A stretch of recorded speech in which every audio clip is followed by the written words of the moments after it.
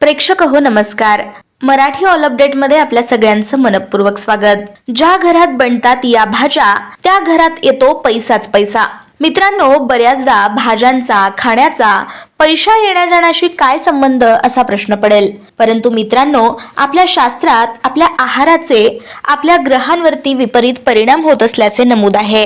त्यामुळे आपण काय खातो, काय पितो, कसे विचार करतो, आपली राहणीमान काय आहे, एकंदरीत या सगळ्यांचा आपल्या व्यक्तिमत्वावर तर परिणाम होतच असतो। मात्र त्याचबरोबर याचा आणखी एका महत्त्वाच्या गोष्टीवर परिणाम होतो, तो म्हणजे तुमच्या ग्रहस्थितीवर, आणि त्यावरूनच तुमची प्रगती व अधोगती ठरत असते। त्यामुळे मित्रांनो, शास्त्रात सांगितल्याप्रमाणे आपण दैनंदिन जीवनात आपल्या घरी ज्या भाज्या बनवतो त्या भाज्यांचा आपल्या प्रगतीवरती देखील परिणाम होत असतो।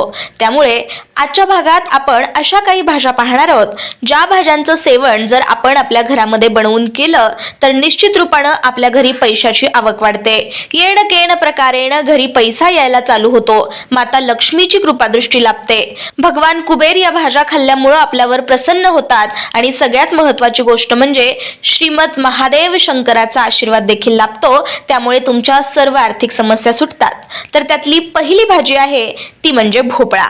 भोपळा हा साधारणतः सगळ्यांच्याच घरी असतो, मात्र भोपळा हा आपल्याला गोलाकार असणारा टुमदार भोपळा आठवड्यातून एकदा तरी घरी आणून त्याची भाजी केली तर सर्वच बाजूनी पैसा आपल्या घरी येतो। आणि त्याचबरोबर भोपळ्यामध्ये सर्व प्रकारचे आयर्न, प्रोटीन भरपूर मात्रामध्ये असते, त्यामुळे आपली शारीरिक सदृढता देखील लाभते।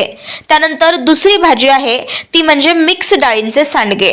आता ही भाजी बहुतेकांना माहीत असावी तर बहुतेकांना नसावी।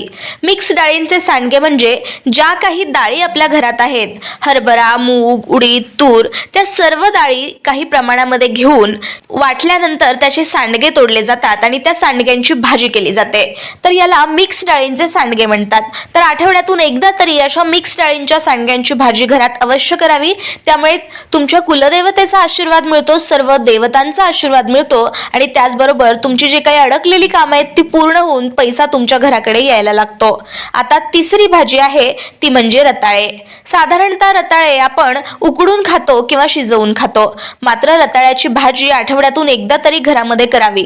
सगळ्यात महत्त्वाची गोष्ट म्हणजे रताळ्यांमध्ये आयर्न, प्रोटीन भरपूर असते, त्यामुळे आयर्ननी तुम्ही तंदुरुस्त राहता। आरोग्यवर्धक रताळे तुमच्या आरोग्याला शुभ परिणाम दाखवतातच, त्याचबरोबर तुमच्या घरी चहूबाजूंनी पैसा यायला लागतो। त्यामुळे आजच्या भागामध्ये सांगितलेल्या रताळे, भोपळे आणि मिक्स डाळींचे सांडगे या तीनही भाज्या आठवड्यातून एकदा तरी घरात अवश्य बनवाव्यात, ज्यामुळे निश्चित रूपाने तुमच्या सर्व आर्थिक समस्या सुटतील। आजचा भाग कसा वाटला ते सांगा आणि अशाच नवनवीन माहितीसाठी मराठी ऑल अपडेटला सबस्क्राईब करा।